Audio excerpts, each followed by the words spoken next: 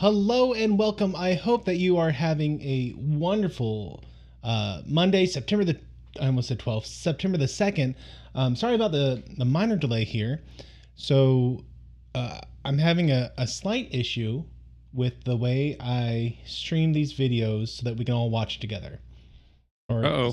the way I set up um, uh, the Screening screening room. room. Yeah. So apparently, the site I use to do this has required an upgrade now to copy the links for their videos, which takes it from like $7 a month to $20 a month. Ouch.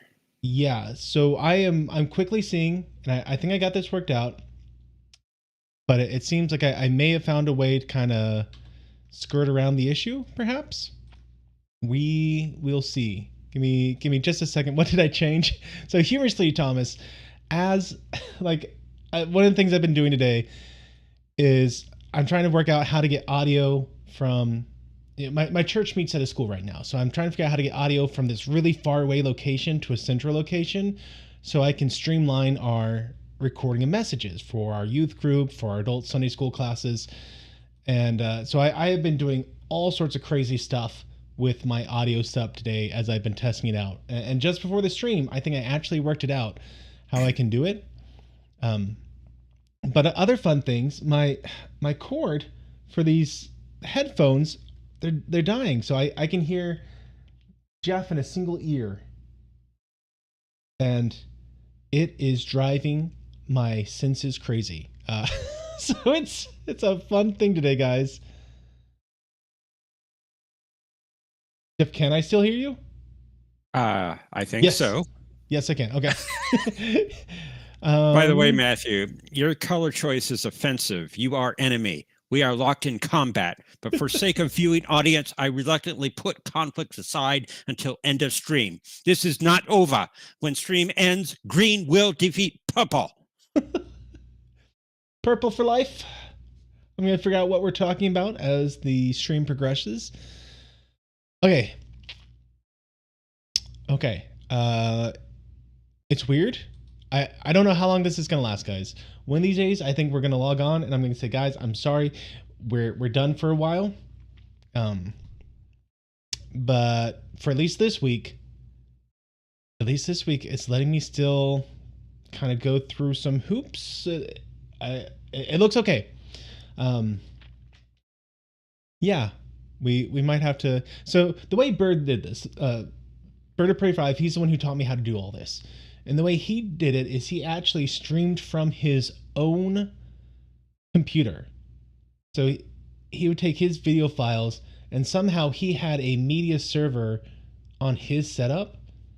And everyone who watched the DS9 streams with him was connecting to that media server. And it was an issue where if there are too many of us, this is a multicast. Each one got a dedicated connection and bandwidth to his computer. So it was a thing where if there are too many of us, it would die. I found a slightly different way of doing it where I can still use an official video provider. So I don't know. Sorry, I'm saying I don't know a lot, but that's only because I don't know. Yeah, green and purple on me. And okay. Amy was asking me, or I was asking Amy, hey, do I have a purple shirt? And she's like, yeah, get the one you got from camp. And like, that's not purple. That's like a rusty red color, I think. And to prove this, I went and got her purple robe. And I held the two items up side by side. And I was shocked to discover that this was the exact same color as her robe. Like, I don't get it. It doesn't look purple to me. Am I crazy here? It looks purple to me. Am I crazy about this? I know I'm crazy in general, but am I? As usual, my wife is right about everything. I should learn to not doubt her. You But should. I keep doing it. I'm just a goober like that. Thomas says, at least you didn't wear her robe. Okay, I was going to, Thomas, Like, but so Jeff was like, Matt, you gotta wear something purple. You gotta wear something purple. I'm like, okay, I'll find something. Maybe a tie. No ties. Uh, I wasn't getting anything. So I'm like, you know what? I'm just gonna have to break down. And even though I'm gonna look completely ridiculous for Jeff, I am going to wear this purple robe. And that's when Amy's And like, just wear the shirt. and I went to an extra effort. I temporarily put up a blue screen so I could wear a green shirt. Oh, wow. I've thought about doing blue, uh, but I break stuff all the time that isn't broken, and I figured y'all Yeah, wouldn't we put up know. with that. Yeah. Okay. So yeah, Josh, the purple that I'm thinking of is probably more of a violet. So if you think about what Londo usually wears, kind of that vivid purple, like it's a deep, rich purple. That's what I have in mind when people say, "Oh yeah, the color purple." This, I mean, Amy's saying it's more purple in person, and I hate to admit that she's right. Looking at the screen over there, uh, so imagine you're like, "Oh yeah, Matt, that's purple." Imagine it being even more obvious it was purple, and I still missed it completely. I don't know why you Sounds guys like put you. up with me. It's fun. um, Thomas is asking, why do you think I asked you to wear purple? the only thing I could think of is Londo wears purple. And like it's got to be something to do with Babylon 5, and ergo it's got to be something to do with Londo. I mean, maybe the Centauri in general, but surely it's something to do with Londo. Whoops. Hopefully, we'll find out if you can get this Hopefully to so. work. So I think we're okay, and since I do think we're okay, let me go ahead and drop the screening room in the chat. There we are. And I will pin that for everyone here real quick here. Yeah, if I want to stay married, Joel, I should listen to her more. Yes, 100% agree. Amy's patience with me is staggering. But like Thomas thinks I aggravate him, like in Sequest when I keep getting names wrong. You don't begin to know the levels of aggravation Amy has to deal with on a normal basis. Like, yeah, exactly. Amy needs an award.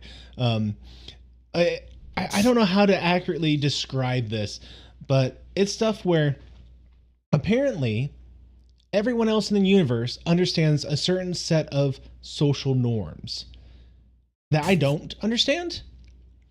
And so I will do something assuming everyone else would do the same thing in this situation, that everyone else is thinking like me, only to find out that no one would be thinking like me. And what I've done is actually incredibly insensitive, or just not as kind as it should have been. Or like someone will do something and like, wow, that person was really rude to me. And no, they weren't at all rude to me. Like anything to do with anything about me wasn't anywhere close to their minds. So the fact that Amy puts up with this on a daily basis is truly award worthy. Like I'll have to find something and give it to her as an award.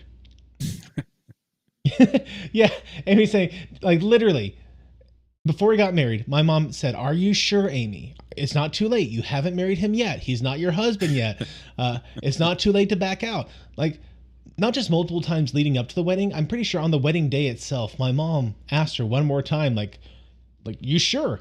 This is your last chance." And after we got married, she's like, "Okay, he's your problem now." Yeah, she was confused back then, but now she understands why my mom kept asking. Thomas says that he has added an article. It's been a while, Oh no. but he added one this evening.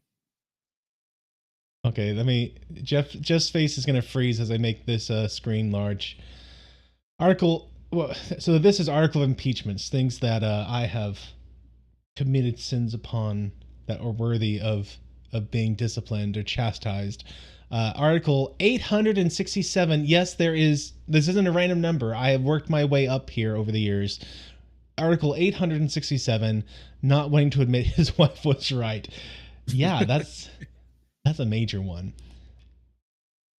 And I've told you all Yes, I this. would say so. I've told you all this before, right? So my wife broke her foot a couple years back, maybe a year back. Yeah, a couple years back. It was a couple. And Yeah. so I'm at the urgent care child care center because my son's been having major asthma attacks. This is height of COVID times. And so my son and I are sitting in the parking lot waiting for our turn to enter the building so that we can start to wait for the doctor.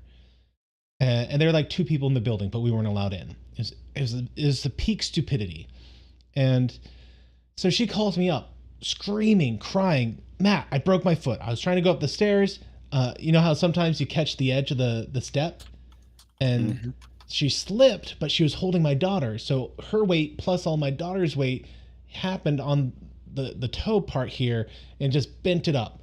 And she's on the ground. She's screaming. I think I broke my foot. I'm like, oh, okay. Are you sure you really broke your foot, honey? Like, go ahead. Like, I need you to look down. Look down at your foot. Tell me what you see. Are you bruising? Are there bones sticking out? What's going on here? She's like, I can't do it. I can't look. I'm like, okay, look.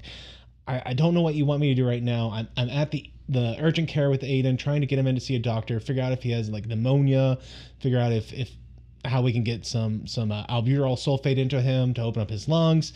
If you really think that you broke your foot, why don't you call my little sister or our next door neighbor? Because my sister lives a couple blocks from us, in a neighborhood or two away. Or why don't you call our next door neighbor? So she did, and she did have a broken foot. And so I remember. I will never live that one down, in large part because I keep bringing it up to chastise myself. Like, I will never let me live this one down because I never should live this one down for not believing my wife as she sat there screaming into the phone about how much pain she was in. And this is one of the things I talked about, like normal social cues. Miss them sometimes. But she's better now. She's all healed up. And I'm much better about believing her when she says things about her health. Now I need to add colors to the list of ever growing things that I need to listen to her on. Also, Jeff, I don't know if you know this, but we are apparently watching episode 2 again. It just has a new name. I noticed that. I saw that in the title. And I'm like, oh boy, we're watching episode 2 again. Yeah, I only noticed it right as I hit go live. I'm like, oh. Now in the description it does say episode 3, so I'll give you that much. Missed it by that much. Hey Mercer, how you doing, man? And yeah, I just need to believe everything Amy says. Well put, my dear. Might be a good idea. Moving to the doghouse. Okay, so luckily, Josh, Amy doesn't sleep well unless I'm in the same room. So kicking me out would just be punishing her in the long run. So I'm safe on that front. But there might be several pillows between us when I get there, but at least I get to be in the same room. There's also a nice reclining couch if I get in too much trouble. Amy says she thinks it can be rearranged, or can be arranged rather. I better just get on with the show before I get in any more trouble. Mm-hmm. So stop digging your hole deeper. I can't help it. You know, once you get a really good hole going, there's something addictive about digging, and you're like, how deep can I make this safely?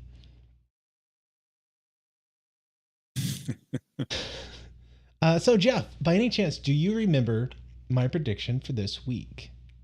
Yes. Let's see. Oops. I get on the right screen there. Okay. So you thought the effect of the shadow people are having on the different races is going to be explained in this episode. It's beyond a technological threat. Their presence is moving the universe toward evil, like it is with Londo. They are the Satan of the universe. They are destabilizing the area. peace is being dismantled. That was your prediction. All right.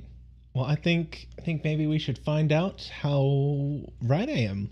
I mean, last week I got amazingly right with a lot of my predictions. So, You uh, did. Joel, I went back and I watched the end of it just a little bit ago, and he did say shadow people in his prediction. I I can't even get my own names right for these people. They're consistent. So let's go ahead and see how I am. If you are able to, I highly recommend you click on that link above. It will take you to the screening room and it will synchronize all of our watch times for at least one more week. If it doesn't, so honestly, if this stops working, what we'll have to do, I won't be able to offer the link anymore. You'll just have to go to places like Amazon and watch it there. It's included in your Prime membership. You can go to Tubi TV and you can watch it there for free. These are both the upscaled versions, as if I recall correctly. Yes. But on Tubi TV, you do have to watch the ads. So you'll have some catch-up work to do if the ads cut in the middle of things. And then, of course, always, always, always, there is the option of um, buying buying the Blu-rays. Yes. They are usually on sale for around $75 on Amazon, and I highly recommend getting the physical media. You know, I just looked right now because I was curious. Right now it is at $100, and they are listing it at normally $134. Ugh. I'm seeing it for $92.99. Okay, so yeah, I'd hold tight because consistently since we started this a year ago. Jeff, have we February. hit a year? February. Okay. February. Okay. So only 6-ish months, 8 months, 7 months. Almost 7. Yeah. Almost 7. So pretty consistently for 7 months, Amazon has had it every couple of weeks for sale around $75. Hopefully this isn't inflation happening again. Hopefully this comes back down to $75 because while I would absolutely say it is worth buying it for $93. 5 seasons, that comes out to about $20 a season after taxes, which is pretty average for what I used to pay for DVDs back in the day. I'd pay $20 a season, so that's pretty fair. But I mean, $75, absolutely primo. I definitely enjoy that one. So hold tight. I mean, if you have Amazon Prime, watch it through Prime, watch it on Tubi TV, and keep like a notification set up. Check every couple days, check once a week, and whenever it drops in price, I'd totally grab it. And Joel, I think you still can stream it for free on Amazon. You just have to have the Prime membership. I'm pretty sure that's right. That I'm unsure about. I don't have Prime. Let me see here. Babylon 5, Prime. Joel's saying you have to pay. You have to pay now. Whoa. Not on Prime. Okay. Not on Prime. Well, that's the thing. I guess Amazon's licensing agreement expired. Tubi TV free. Yep. So I'll watch any episode. I'll edit my descriptions down below because I do mention. I mean, you can still buy it from Amazon, but I mention them in the description every week about how you can stream it there. So I'll just switch that around. Yeah, blame the Ferengi. I did watch this episode on Tubi TV this evening, and there was a slight video glitch. I would say about 35 minutes in. The video froze. I thought, well, maybe I had a buffering problem. I went back and watched that segment again, and it did it a second time. So it was only for about maybe 4 or 5 seconds. The audio continued to play. Now I'm curious. So my copy is back when they let you stream it. I grabbed the digital stuff. So there's been a couple times where the digital stuff that I have has created issues for us. So we're going to find out tonight if I have that same glitch um, or if I'm good on my copy. We'll find out. So let's go ahead and jump into our stream tonight. As always, click on the link, come join us in the stream room. You don't have time, don't have multiple windows, whatever reason, we got you covered. I'm gonna have some clips, which there they are. And this is just once every 7-ish seconds, I grab a still frame from the video just so you can have a reference of what's going on. It is not the full video, just a random clip, and there is no audio for this, so that hopefully you have some reference for what we're talking about. Beyond that, like we said, grab your own copy and have a lot of fun with it. So we will go ahead and get started. I'll give you a quick 3 countdown, and then we can all hit that play button if you're watching this later. So here we go. 3, 2, 1, play. Okay, and I hear audio, so I hear audio on my copy. So hopefully you're all seeing it as well. I do hear it. And yes, Mr. Lindell, physical media will always be king. Physical media and media backups. I cannot say enough about that, especially as our optical media ages. And the stuff I had as a young man, there's some question about how long that stuff is going to be okay before it stops working. But thankfully, true. I got my backups.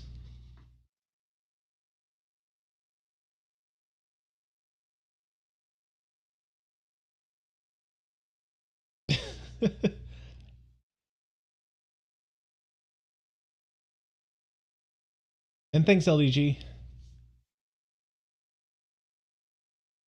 Yeah, where do you place physical media into your laptop here? A lot of them don't have it anymore, do they? Like, I think the last one I had to buy an external one and keep in my backpack.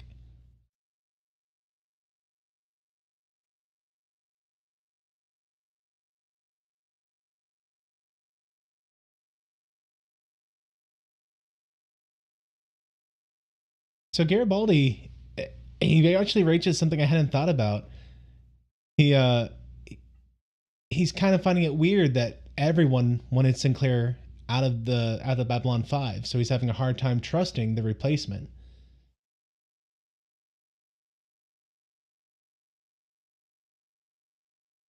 Which, I mean, season 1 really establishes what close friends Garibaldi and Sinclair were. It's so not only did he lose his best friend, now he's having to deal with what he's talking about here, about how he's been literally shot in the back by his second in command. He's having some trust issues. I bet he feels guilty that he didn't save the president. That was the first thing he said when he woke up. Mm-hmm. That he's like, we gotta help him, gotta save him. Lord Rifa.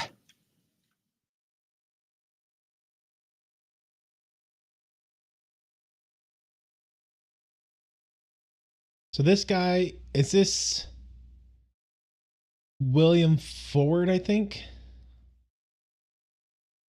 Yes. I believe, yes. And he's the first Centauri we hear that has the same accent as Londo. Other than Londo himself, of course.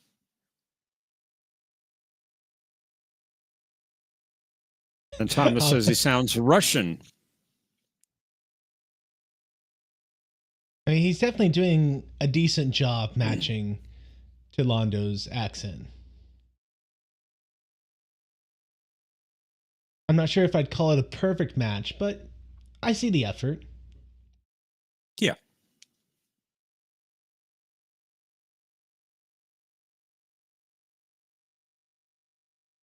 Texas, I believe that Thomas is teasing Jeff on that one. He is. I thought the Scotty that they had in Strange New Worlds sounded Russian half the time. So Thomas is teasing me about that.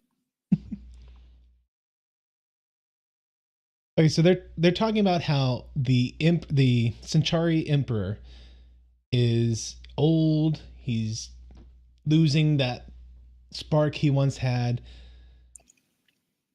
And this is something that they brought up back in what season 1 episode with where they got the eye and discount Sterling. Signs and portents. Signs and portents, yes. So one of the big reasons Londo was excited to get this eye thing back was because it was supposed to give some legitimacy back to the Emperor. Now, you'll notice that Londo trusts Veer with all this information, maybe perhaps treasonous information.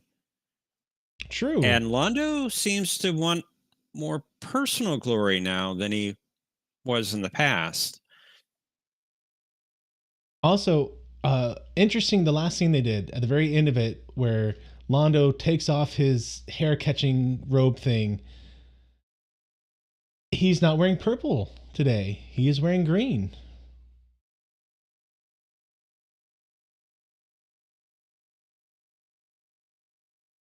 Like, I wonder if there's deliberately not having him wear purple to distinguish him from this scuffle here, or if it's showing how he's distancing himself from the Centauri royalty.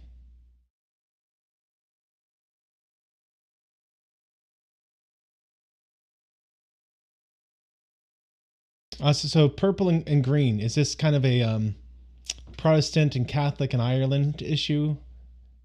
The orange and the green? Not quite.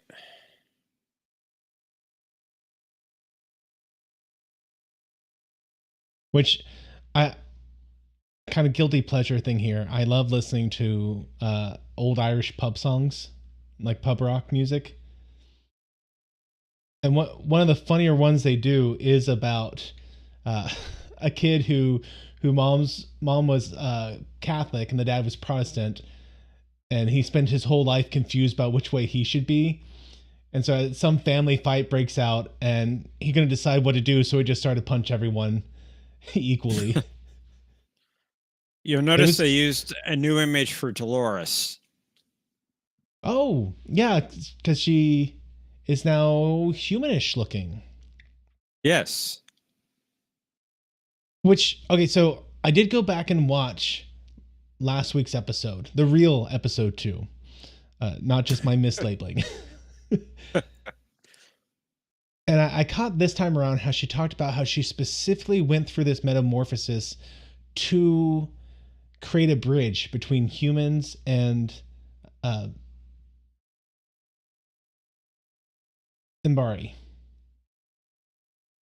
Which I thought was an interesting thing. It's not just that she was randomly building this machinery and anyone could do it, but that this was a brand new tech from them for the express purpose of having a human Imbari hybrid thing.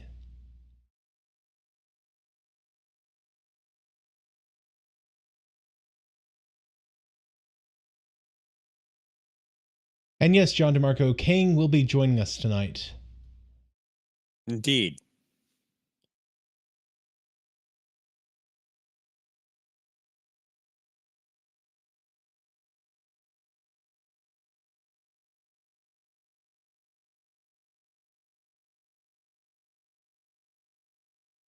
Of course, that's Michael Ansara. Technomages. Kang. This is a phrase I'm pretty sure I heard before Babylon 5. Like I swear this is a common concept when you get to like super high sci-fi. When someone is so technologically advanced it does enter that magic realm. And Thomas Potts Kang, I know he's in DS9, but I don't remember him from there. I remember him from the Voyager episode where there was a virus that caused the person to hallucinate about a repressed childhood memory that was completely fake, where they were trying to save their childhood friend from falling off a cliff. And it was in Tuvok, and before it was in Tuvok, and that was the episode we got Sulu guest starring. I guess you couldn't call it guest starring, doing a guest cameo.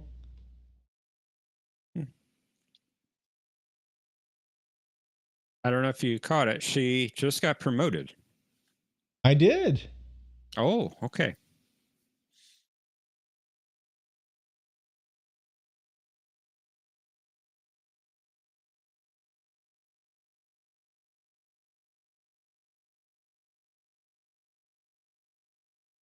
Oh, yes, Thomas. He was in TOS.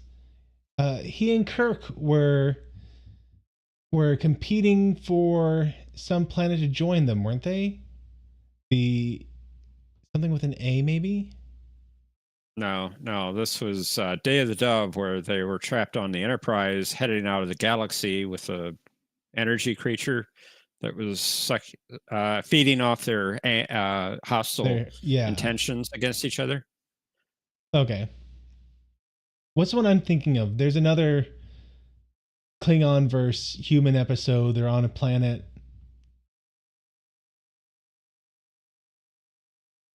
Trying to bring relief supplies, maybe? Thomas going, what?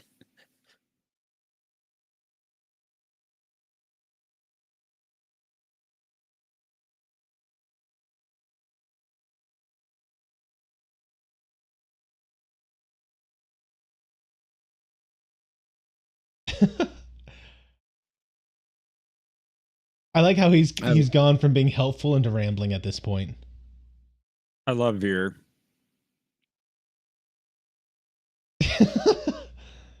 John, yeah, probably thinking core. Yeah, Thomas, probably thinking core. Which, hey, Klingon starts with a K. I got pretty close for Matthew standards.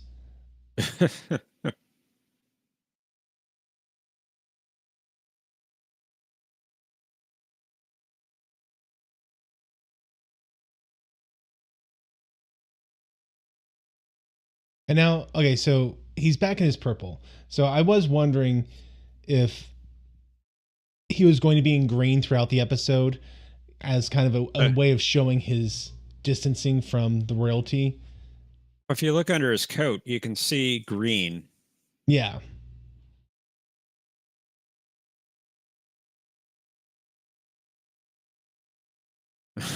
Poor Veer.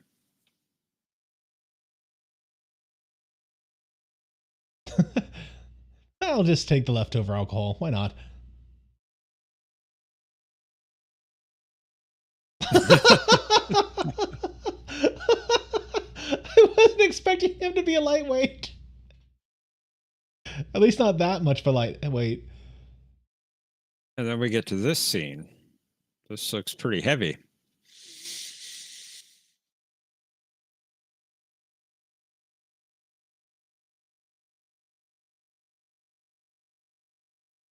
So, Ervik, I actually did not watch Babylon 5 on TV. This is the first time I'm ever seeing this episode right now.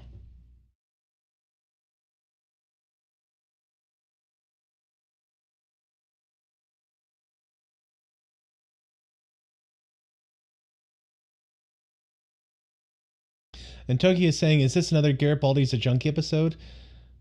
I hope not. Like, it makes sense for him to be wrestling with what's going on right now. He's lost his best friend. I mean, it's not like Sinclair's dead, but he's not here anymore. And it happened while he was asleep. He has a new commander. He completely failed in saving the president. His second in command, another close friend of his, shot him in the back. Like, he's definitely wondering, am I still capable of doing this job?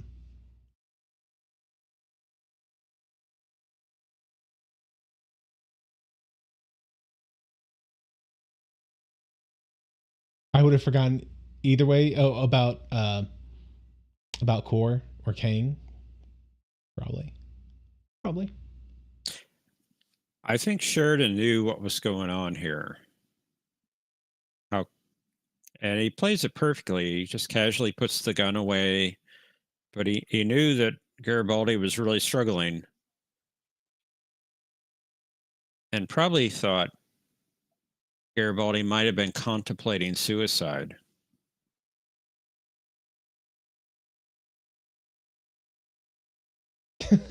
And generally carrying on cranky.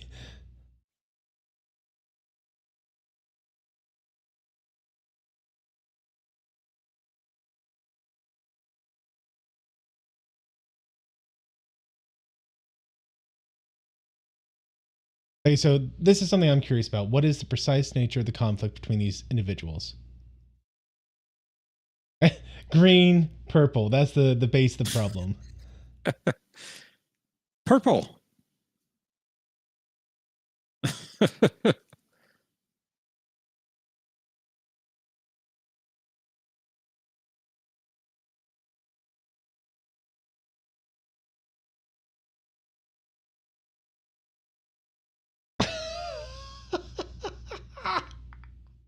Okay,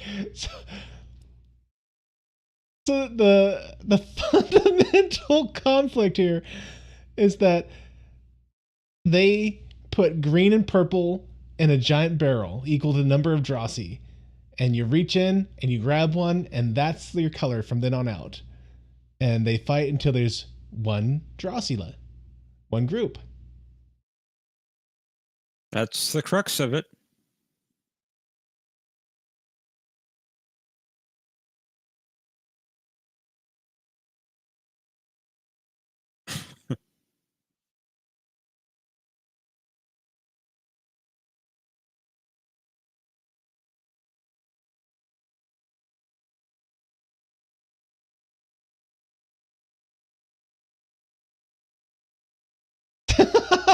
it's, and so immediately the green people start to attack him because she took a purple sash and put it on a green sash.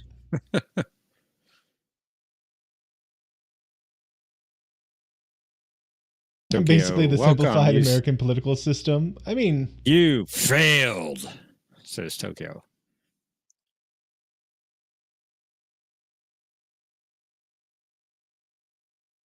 Yeah, when are we going to fight? Well, fortunately, Thomas, we're separated by many miles, so we have to keep things peaceful. Is that true, Trevor Lauren? He's saying that Claudia got a broken leg filming that scene. No, that's a misconception. She had the broken foot already. Okay. Because I was thinking that would add a whole new level to the scream she gave out there.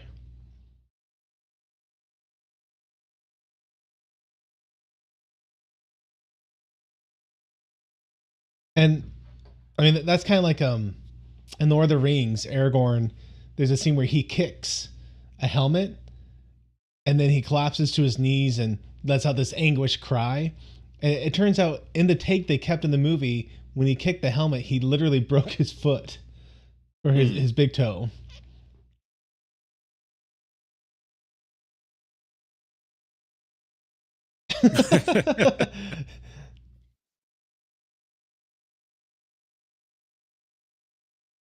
So he creates this, doom demon looking alien, and Veer just continues to talk. And he's like, well, I guess nothing frightens you, does it? He goes, I work for Ambassador Malari.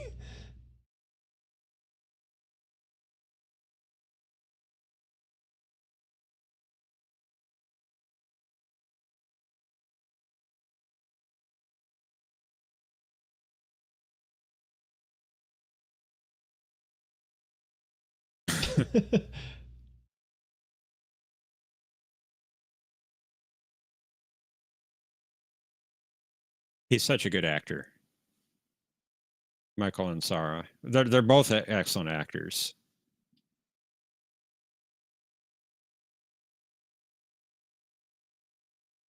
Like, knowing that he's Kang, I can hear it. Like, he definitely has a distinctive voice that he uses.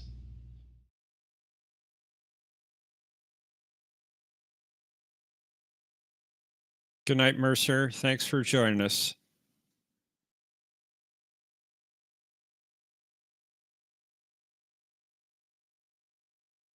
So Franklin is saying that she broke her foot in 3 places. And I do wonder if they worked into the script an excuse for her to have a foot brace. They did. They did. In fact, this episode was written originally differently than it turned out because of her injury. I enjoy that. Like anytime a TV series gives a wink and a nod, like, yeah, okay, this person had this happen to him, so here you go. Here's an in-universe reason for why they're hobbling around. I enjoy that. And as it turns out, I'm not going to give it away, but it's a better episode for it.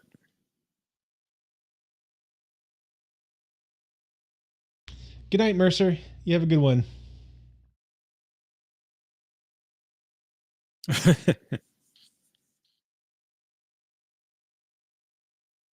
Ooh, Melphis is saying that Sean Astin, while filming Lord of the Rings, stepped on a shard of glass while walking the water. Ooh.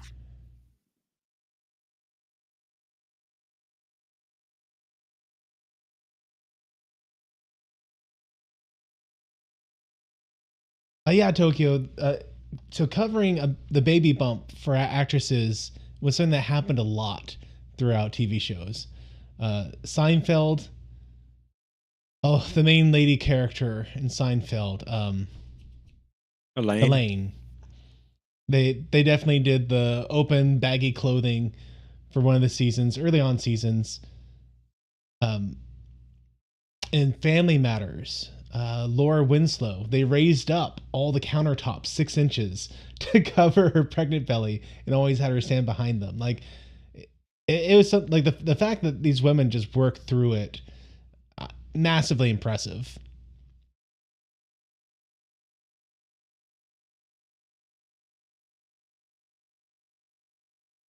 Yes, True, John. Texas. DS9 had a really good creative solution for the issue. And Texas saying if Jerry Ryan had become pregnant, that would have been an issue. It would have. Most likely. It would have been an issue in very much large part because it was a major ordeal to get her into and out of the cat suit they had her wear, basically. Like anytime she had to use the restroom, production was halted for half an hour. She felt incredibly guilty every time she had to do anything. And I think she almost passed out a couple times because of it. Yep, there's Lou Welsh.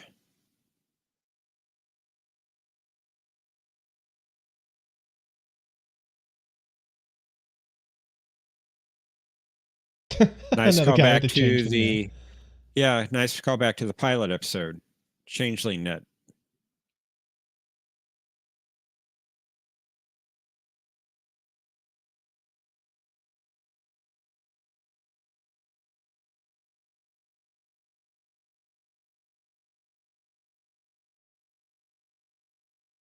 Texas saying weren't first and second TNG uniforms kind of like that, the jumpsuits? Yeah, they were not comfortable, that's for sure. Jerry Ryan's was a lot worse. Like it was extremely skin fitting, and at the same time, enhanced certain female aspects to absurd degrees. Like it was almost a prosthetic suit.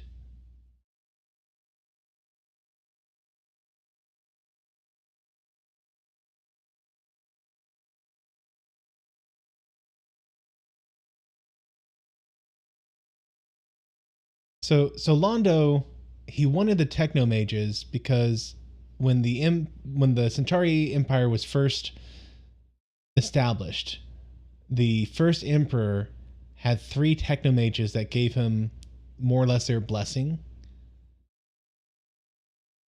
And he's wanting the 3 here to do the same thing for him. Yes. Lord Rifa was looking for a sign, and Malari thinks this could be the sign that is needed.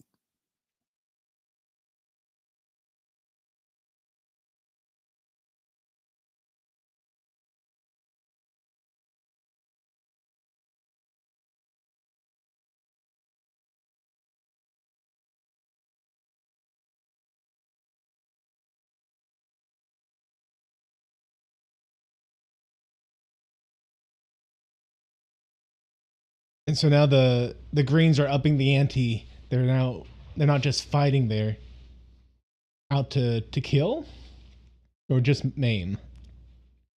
Kill, as we can see here. Yes, Omni. Uh-oh. Trek is saying if you want uncomfortable, look at the uniforms from Star Trek: The Motion Picture. Yeah, those were bad. Really? Particularly for the males. Huh. They were they were kind of like flight suits, weren't they? Like we see an Air Force fighter wear. They were very tight.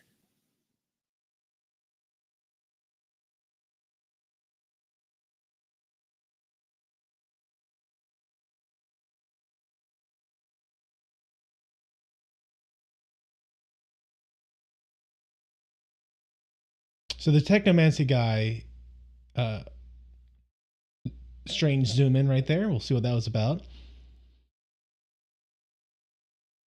Yeah, real slick. Totally, no one noticed a thing.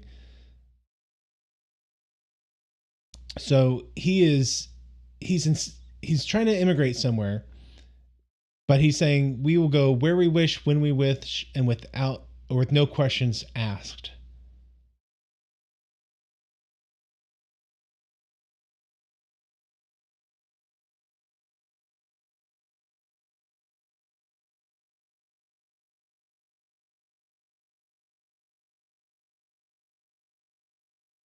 So they have very good recording devices apparently. Almost like magic.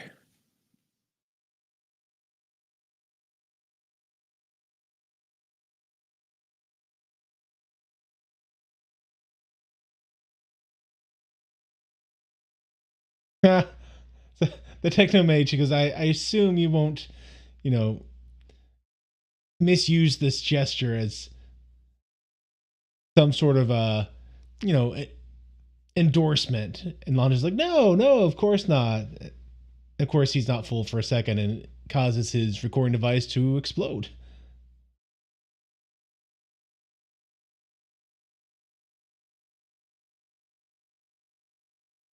Yeah, Texas, do not try the patience of wizards. Exactly.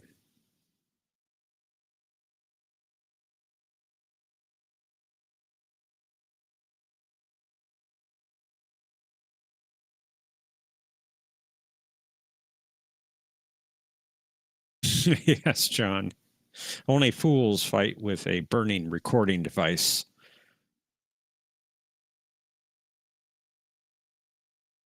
The Technomage is asking if Sheridan believes in magic. And he's saying, maybe when I was a kid, but now I don't know. And okay, he's launching into the classic example. If we were to go back 1,000 years, and honestly, I don't think we even have to go back that far. Like, imagine if we went back 200 years, 150 years, and we showed any of those people things like an iPad. Like, I was able to record you and project your image again. They they might think you're doing some witchcraft and burn you at the stake. I wouldn't be surprised. Probably.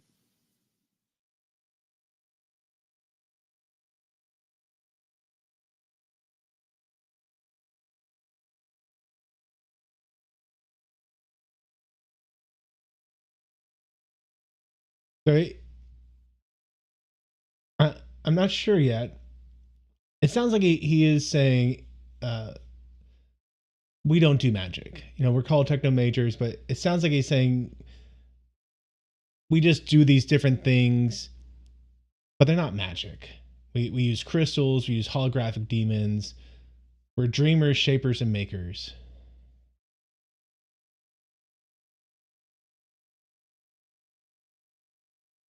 Oh, well, there's a little mysticism there. He's saying we're trying to rediscover the dream.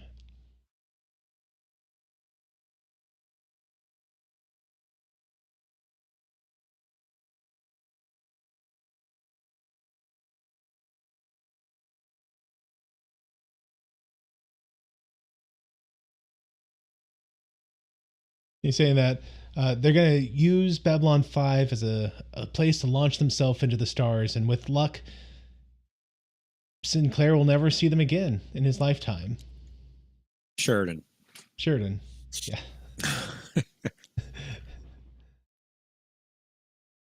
Texas says they're like Clarke's third law personified. Okay.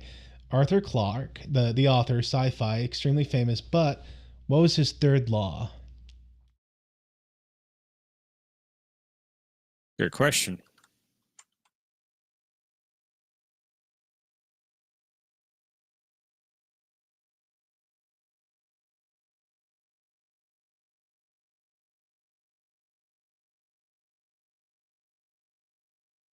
So honestly, I'm a little surprised that they're surprised that they started to kill each other. I thought that's what they were explaining that they do. Like I thought that was the whole point. But it was just like a barroom brawl situation before. This has gone through their entire culture. Eldrazi are doing this everywhere, not just on the station. Okay, Texas is saying that any sufficiently advanced technology is indistinguishable from magic. That's the third law of Clarke, or Clarke's third law. I've heard that. I just didn't realize it was the third one. I didn't realize there were two that came before it, or that they were laws at all.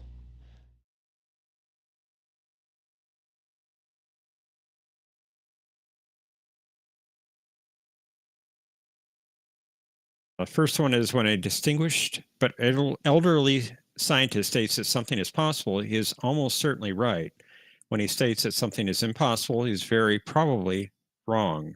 Second one is the only way of discovering the limits of the possible is to venture a little way past them into the impossible.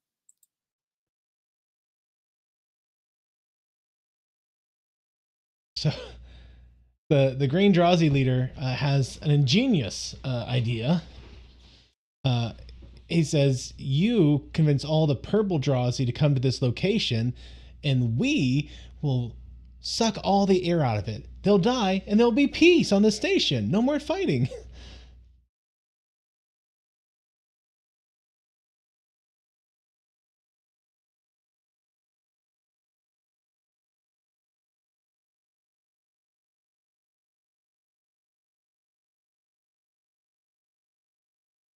And yeah, people are saying that they Omni's saying they speak like the Packlids. LDG saying they remind them of the Packlids. I don't think they're quite as dumb as the Packlids.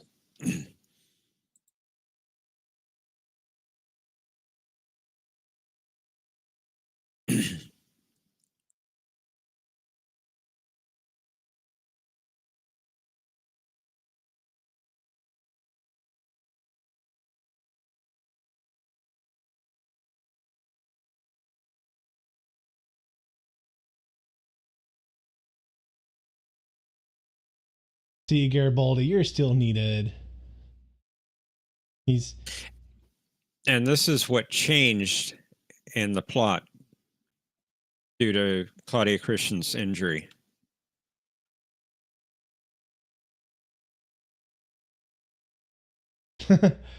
It's just my luck I get stuck with a race that only speaks in macros. But no, Garibaldi realized that a command was given without a visual uplink. That it was just a message. Something doesn't sit right with him.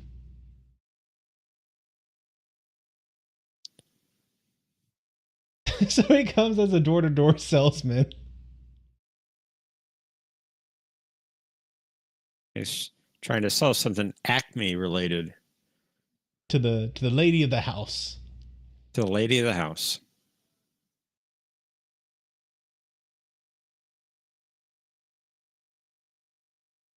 Now, what changed here is originally Ivanova was supposed to help herself out of the situation. But because of her injury, she couldn't do the stunts. So they had Garibaldi come rescue her.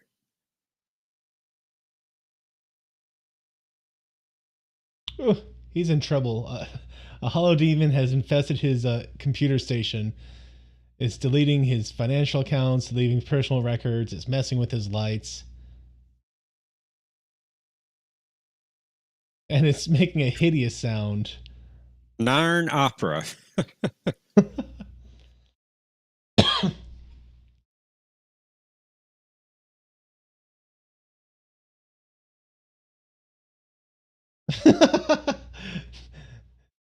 Bear, Bear says you could always apologize to make it stop, and uh, Londo blows up at him. What did it say? Congratulations, you're now the proud owner of 500,000 shares of Fireflies Incorporated. Maybe he'll get lucky. Maybe that's an up and coming business. And then Londo says, on the other hand.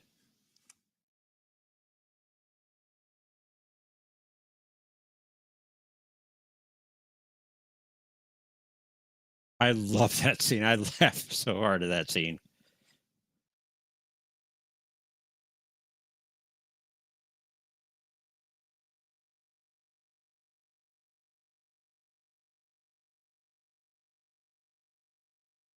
so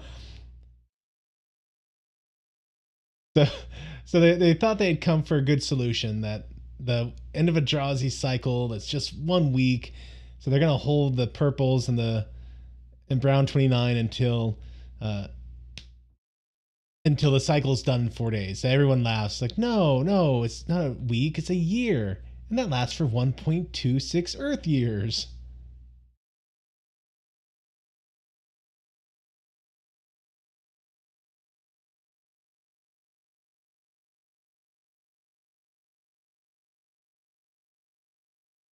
Oh no! She.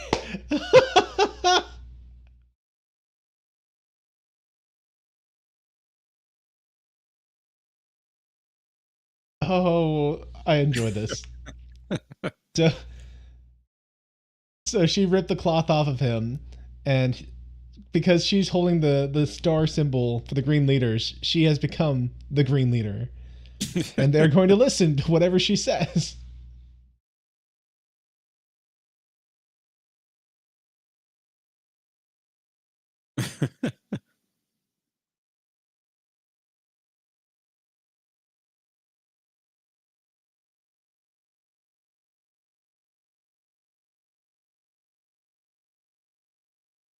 So Commander Ivanova goes into it. Green Leader says, "Follow us down to the quartermaster's office."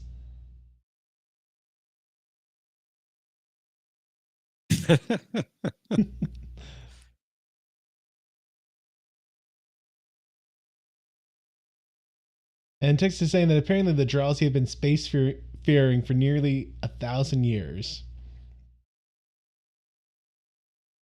Makes you wonder how they did that.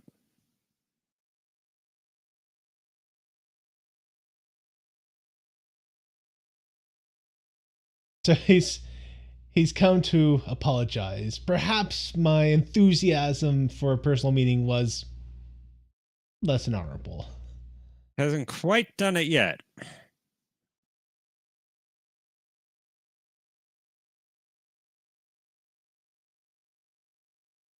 But he's doing a lot of words, maybe misunderstandings, blah blah blah blah. Finally, he's, I apologize, and all the hollow demon stuff disappears.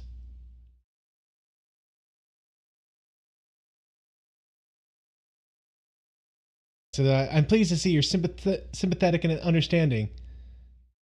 He says, I'll go. So I'm curious to see how he's going to try and push his luck too far.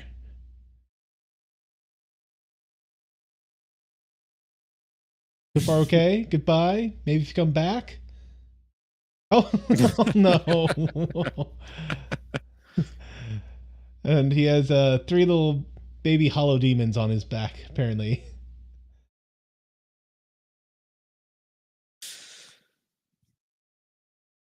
And yes, a round of applause for Jerry Baldy and being back in uniform.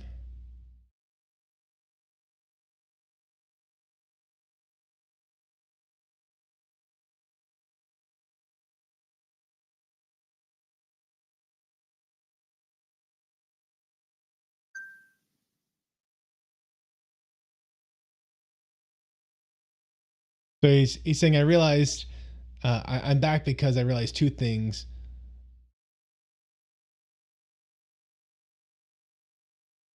He said the first thing is that I know everyone on this station intimately. The fact that I knew that you're never more than 2 inches from your personal link uh, made me realize something was wrong. And uh, number two, uh, something about Ivanova. She's never further than 2 inches from her link. I thought that was the first one. Was that just the second? Yeah, that was the second. Number one, he knows the place backward and forward better than anyone else.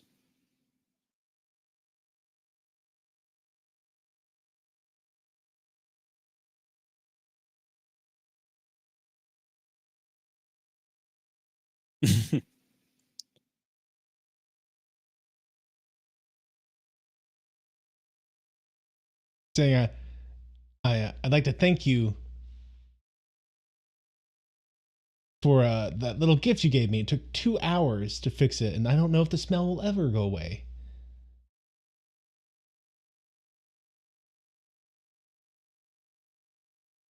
He said, will all this stop when you leave, or will I spend the rest of my life paying for a little mistake? And the techno mage says, uh, you've been touched by darkness.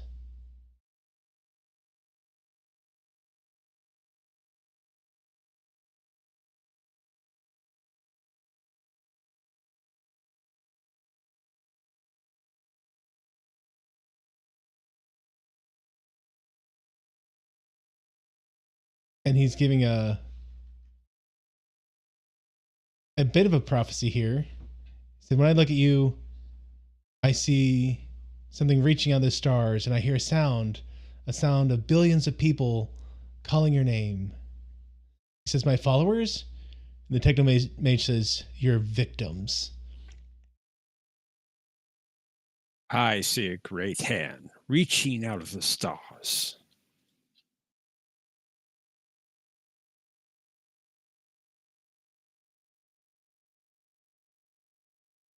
So why is he so happy about the blossom? Because he was telling the techno mage when he was a child, believing in magic, that he liked the orange blossoms. And at the end of the scene, the techno mage gave him an orange blossom. And that's what he's holding there. Okay.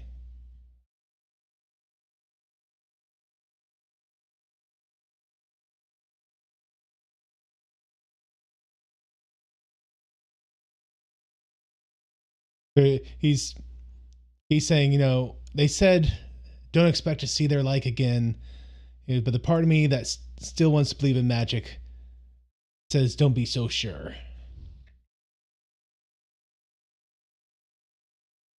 And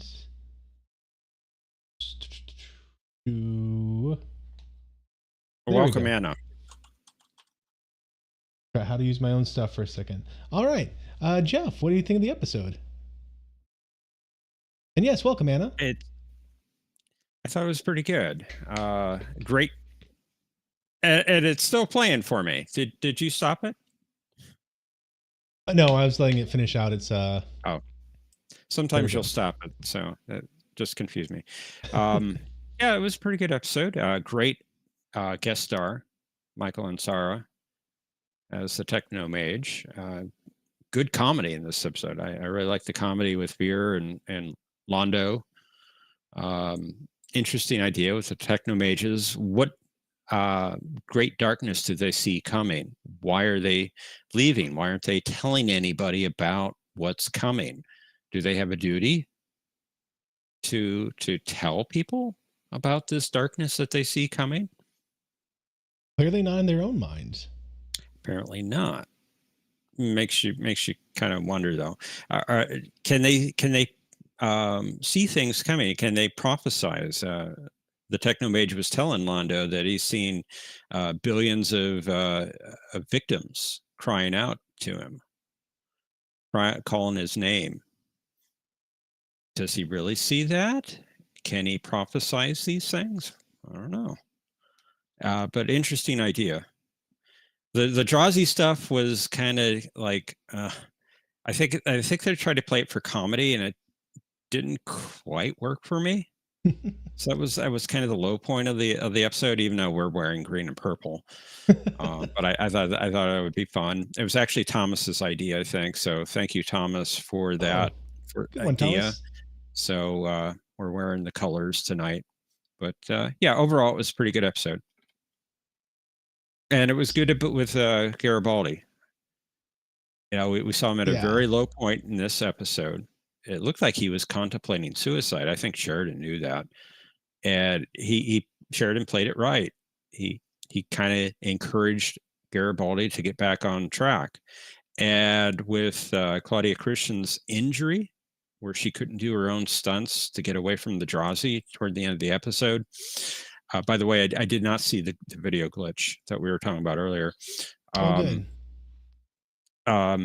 It brought Garibaldi into that story, and it was better for it because he got to rescue Ivanova, and he helped him get on track again. So for that part, I really liked the episode. But overall, it was a pretty good episode. I do like how we're seeing how different races are more aware of what's going on than we are. Like you have Jakar with Nanarn, and it's interesting because it seems like he is uniquely aware of this issue.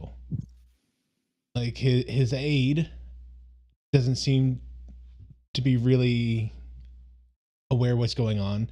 He said he had to work really hard to get his Natoth. He said he had to work really hard to get his superiors to send ships out here. So I'm not sure if it's that they know about these dead planets that should still be dead and aren't for some reason, and they don't think it's possible for them to be coming back, or if it's that they don't believe in these, old stories that, oh yes, we have the ancient texts that talk about, these demons and stuff, but that's just hyperbole. We don't actually believe it. So it's interesting that Jakar seems to be uniquely positioned in his government to believe it and have seen evidence for it. And then you also have the Mbari. It seems like they might know a little something that's going on with the Great Council. They haven't come out and said it yet, but it's hard to imagine they don't know. It would seem that they know something. Going back to Jakar just for a second, I like how this universe sets up different races to have different segments of each race. You go to Star Trek, and it seems like most of the Romulans are somewhat similar. Most of the Vulcans are somewhat similar. Also, the Klingons mostly similar to each other. Babylon 5, you don't have that. I mean, you have, as far as the Narn goes, Natoth is kind of agnostic or maybe atheistic, where Jakar follows the teachings of Jaquan. It's true. And he did the whole ceremony. This is why Jakar knows the ancient text of Jaquan and knows about the ancient race. So it isn't one-toned like you get in some other sci-fi series. So I really like that about Babylon 5. It's true. In Star Trek, races are very monolithic. It is. They are. This is, every once in a while you'll get someone who's not, and you'll play it up for, oh, isn't that funny? Here's a Ferengi who doesn't care about money.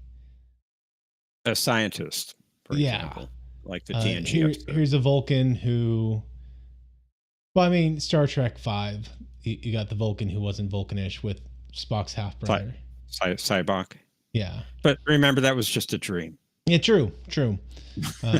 But by far and large, they are monolithic because that's the point of their species. Like throughout Star Trek, the whole point of an alien race is to highlight something about the human condition, either praiseworthy or something to be condemned. And they're not supposed to be fleshed out races. And I do feel like that's why, as you go into TNG and DS9 and you see the Klingons fleshed out more, and you get some variety there, and you see the Ferengi fleshed out more. They become a lot more interesting than just the one I notes. agree. I Like agree. who was the Ferengi that was a stone cold mercenary? Started with a B, right? Remember the episode they had to rescue Mary? Moogie? Oh, the And magnificent Ferengi. Oh yes, yeah. Okay. and The there name was one of escaped me. them, Lek Lek. Yeah, says John. started with a B, like I Yeah. said. Yeah. It started with a B. Yeah. Lek. So I mean, The B is silent. exactly. I mean, because a Ferengi named Black? No, definitely not. So I do enjoy that, and I do like um, in Babylon 5, we are seeing that there are certainly archetypes working in each race, but there's variety within those archetypes, that they aren't just monolithic. Yes. At least I picked the right alphabet. True. I didn't go for Sanskrit. So I am enjoying that we are seeing an awareness. Like, not a lot of people aware, but there are people out there who are aware of what's going on. I would certainly, I can't imagine that the Vorlons aren't aware. Like, in fact, I know because Kosh came and talked to Discount Sterling. So yeah, uh, the Vorlons, or at least Kosh seems to be aware. I can't say for all the Vorlons. We haven't seen enough of them yet. Uh, I mean, for all I know, there's only one Vorlon.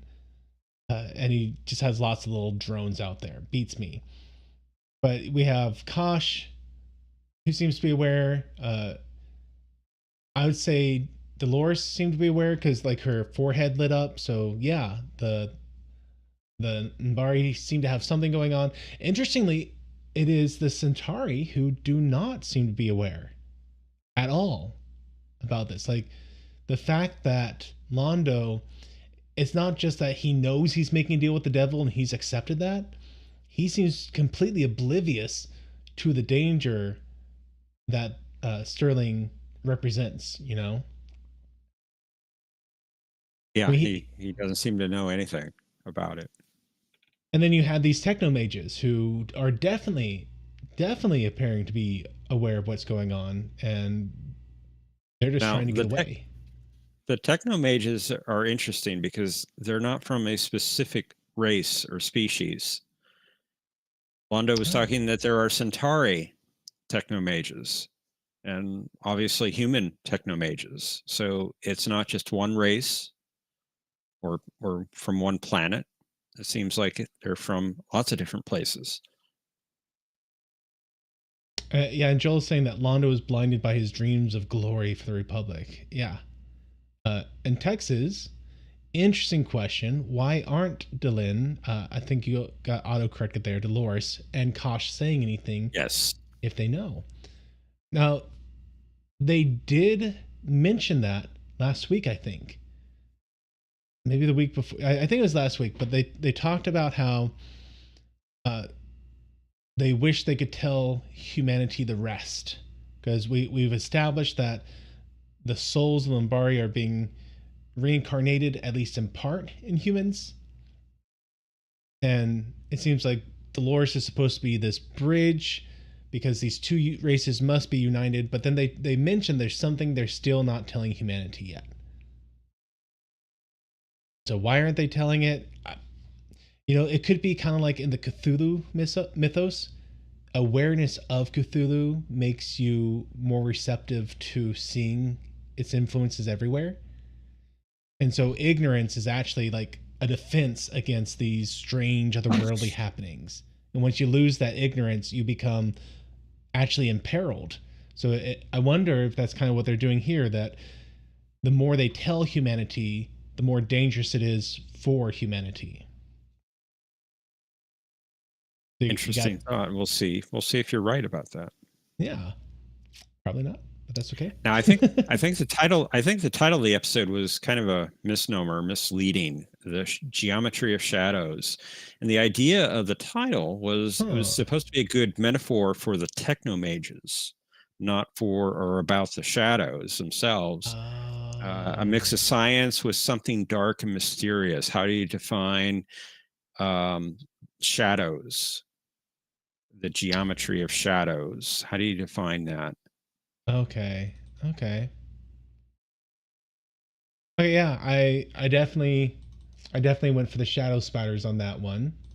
Not Yeah, to any of Thomas's surprise. and I think that they did that on purpose. I think JMS did that on purpose just to try to mislead people. They saw the title ahead of time. Oh, this is going to be about the shadow people or the shadow spiders, It worked. and we didn't really see or talk about them in this episode.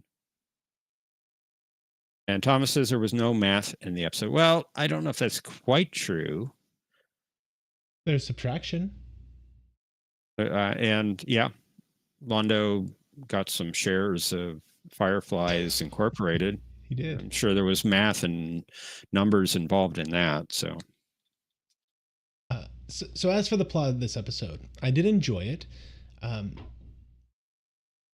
the B plot of the Drizelli, Drazi? Drazi,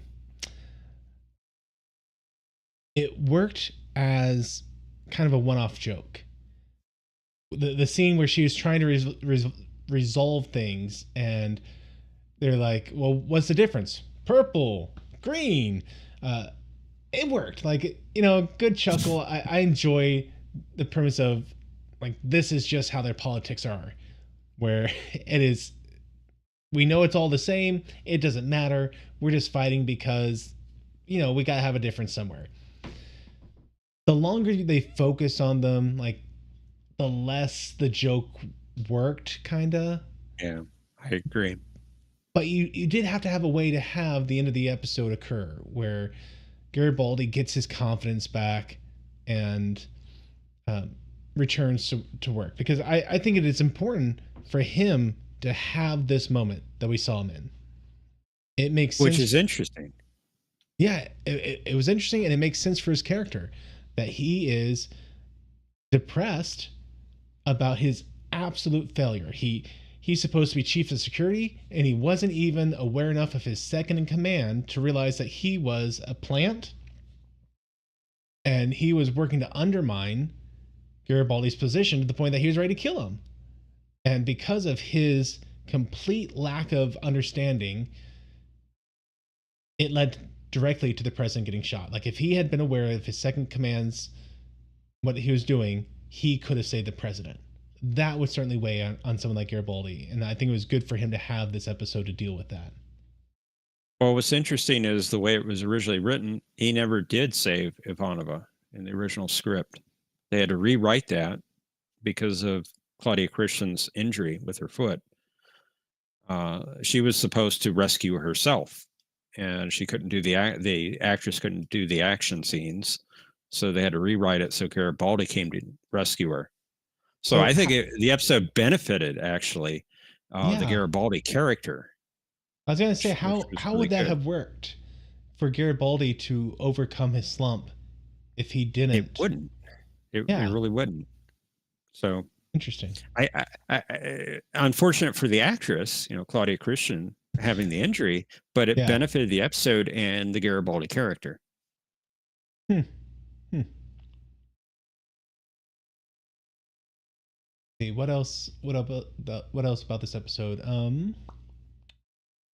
Well, I'm just going to point out something What that is it? Joel Miller says in the chat, and he's right. This is really not a spoiler because it doesn't come up in the episode, but the intent was that the techno mages were created by the shadows Oh, originally. yeah. That did not come up in the episode. And Interesting. it doesn't come up in the series anywhere. Huh. Omni wants to know who said that. JMS did on Usenet. Hmm.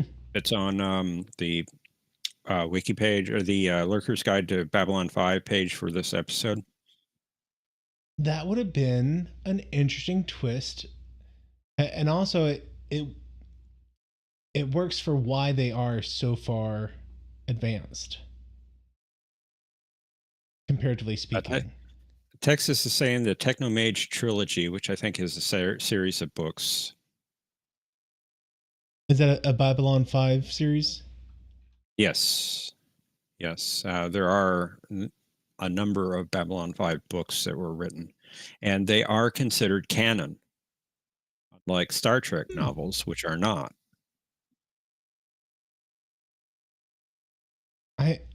I wish I could remember where I've heard the phrase Technomage before.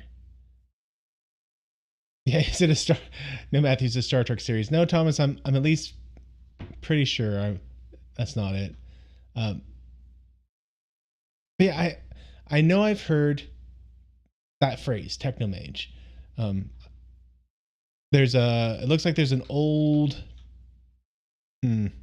Sorry, I hurt myself a little with that sentence. There's an old game from the year 2000. The year 2000 should not have old games in it, but it was called Technomage. I don't think that's what I'm thinking of. I swear there's a book series that I read. It wasn't affiliated with Babylon 5 or Star Trek or anything like that, but there were Technomages in it. It was something where, like, it was a civilization that had become extremely advanced. Something went wrong, and now they had regressed societally back to like a medieval-esque environment level of technology. And anyone who still had the ability to use and fix these machines were called Technomages. I'm probably completely wrong about everything I just said, but that's how I remember it. Well, until we hear differently, we'll take your word on that. I mean, if I'm wrong about it, that sounds like an interesting book. Joe Miller is saying there's a Technomage trilogy, a Telepath trilogy, and a Centauri trilogy of books. I'd be curious if any of those are like audiobooks, because I love listening to audiobooks whenever I'm having to drive around or do bike rides. As far as I know, they were never made into audios. Somebody can correct me if I'm wrong on that. There's got to be something out there. There's some guy reading it on YouTube. You never know. I think we left Matthew past his bedtime. Kept him up. So, okay. I'm a little more tired than usual. Yeah. Don't worry, Trevor Lauren. I will not read or listen to them until I finish the series, though. Yeah, I would recommend that because I believe they all take place after season 5. So, I woke up a little extra exhausted today. Sundays we do church, and I am not an extroverted sort of guy. I'm very much introverted, and I was teaching yesterday the youth, so that always drains me to stand up in front of people and go over these lessons. I love doing it, but I get to the end, I'm just drained. And often, like, I'll be like, you know what, let's just home, let's skip second service. But we stayed around, and then afterwards I need to ask the pastor a question. So I went up to talk to him, and he was talking to some new people who had come to visit our church. I ended up talking to one of these new visitors for about half an hour. Oh, wow. Taking, like, to be with someone that I have never talked to once before in my life and engage with them like that is an extremely draining thing for me. Nothing wrong with the guy. He was a fascinating guy from Boston. As soon as he said his name, like it was like, oh yeah, I got in the car, and I'm like, oh, okay, you are visiting, and I'd love to know what brought you down here. So wonderful guy, but anyone, just any event like that, I'm in a crowd, I'm trying to talk to new people, it just is emotionally draining. I'm very introverted like that. And so we do all that, and then something else had happened. I forget. It was yesterday. I can't even remember, but it left me wiped out. So I laid down and I was just out. And I woke up and I felt like I just hadn't gotten any sleep. You know how it is when you haven't been able to kind of recharge your brain. Right. So I started off a little extra tired. uh, usually it's like 11 before I start the yawns. Yeah, it must be exhausting running around trying to find the kids I misplaced. Fortunately, these are high school and middle school kids. They can find themselves when I misplace them. One can hope. Josh is saying there's no audiobook. So one of the interesting things I found, what's one of the names of these books? Uh, Technomage book. It's literally just Technomage. I'm looking it up now. Yeah. That's something weird.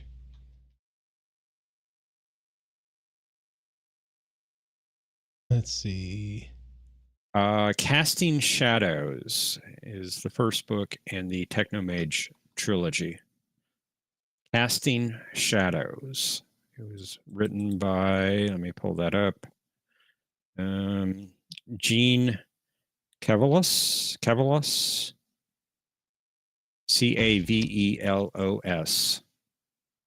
Hmm.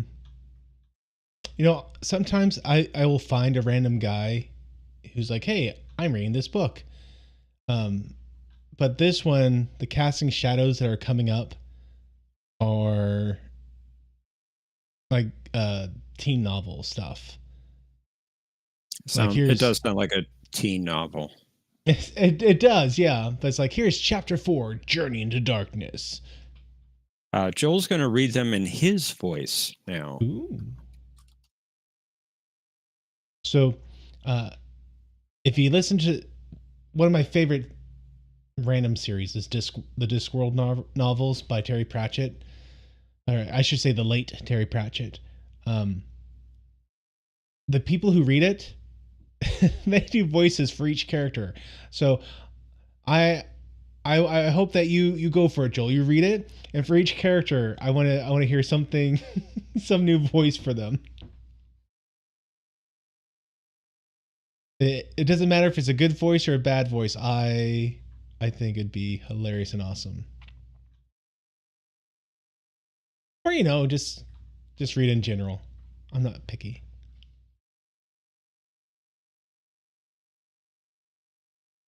Yeah, everything I'm looking at here is um, random stuff, like something by David Silufo. Silufo might be a band. Anyway, good episode. I mean, even with the kind of going on plot with the purples and the greens, I thought it was a good episode. Uh, it was. I mean, after I said it, by the way, I thought it's kind of silly that Garibaldi bragged about how he knows every single person in intimate detail on Babylon 5 when he started off the episode lamenting that he didn't know his second in command, and that led to a huge issue. But he's getting his bravado back. I'll grant it to him. If Matthew reads them, people will go, "Who's Dolores?" Exactly.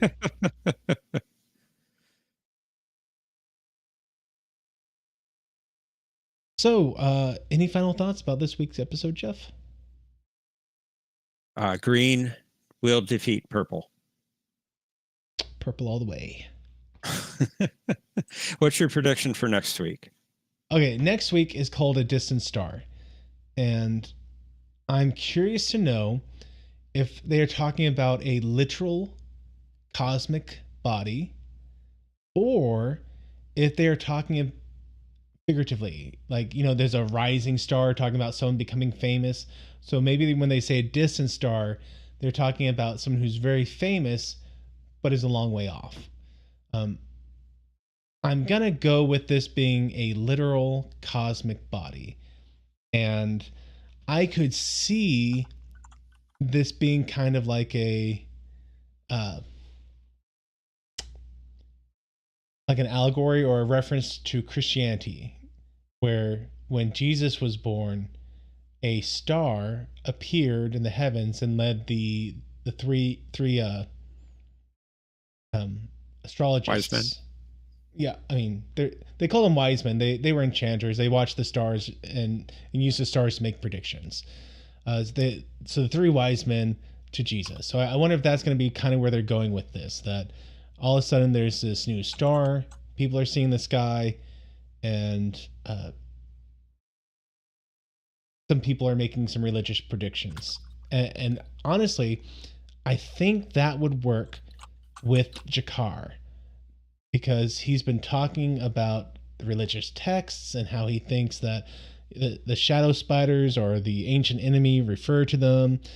And it would make sense that he is interpreting some prophecy about a star, or some prophecy in his text to this star that has suddenly appeared. And it would be interesting if this was something like you had a rogue star,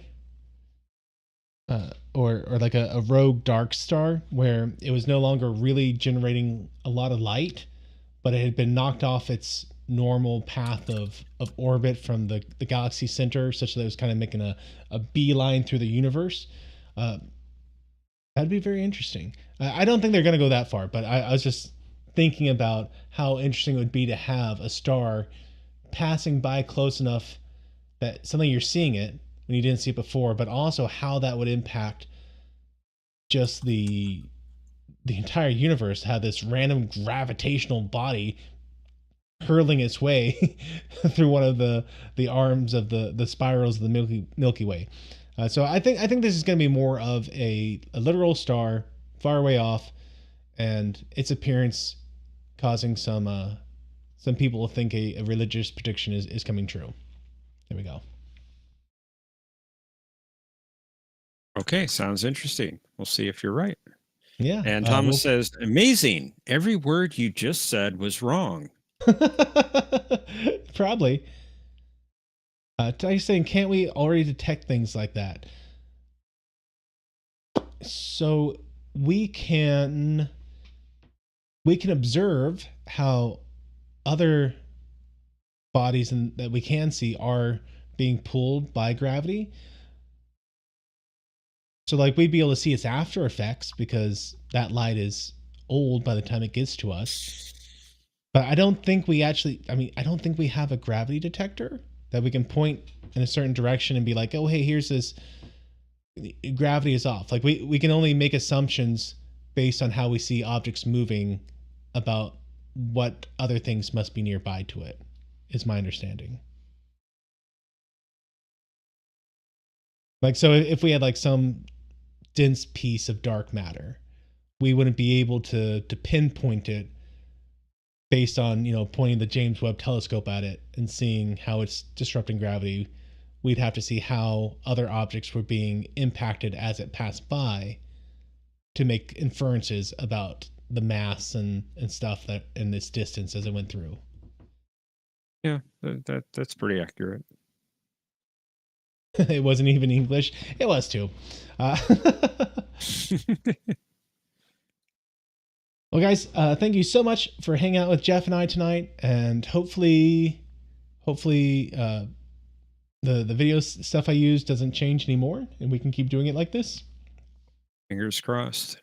And I hope to see y'all next week on September the 9th at our Hour of Scampering, when we go over episode 4, A Distant Star. Sounds good. Green defeats purple. Thanks for watching this video. If you enjoyed it, please be sure to hit that like button and share it with your friends. If you haven't subscribed yet, I hope you will, and be sure to hit that bell icon to be notified of all the updates I do on this channel. If you want to support the work I'm doing here, then I hope you'll consider becoming one of my Patreons, where you'll get early access to all kinds of videos. And until the next time, may the Lord bless you and keep you. May he cause his face to shine upon you and be gracious to you. May the Lord lift up his countenance upon you and give you peace. Amen.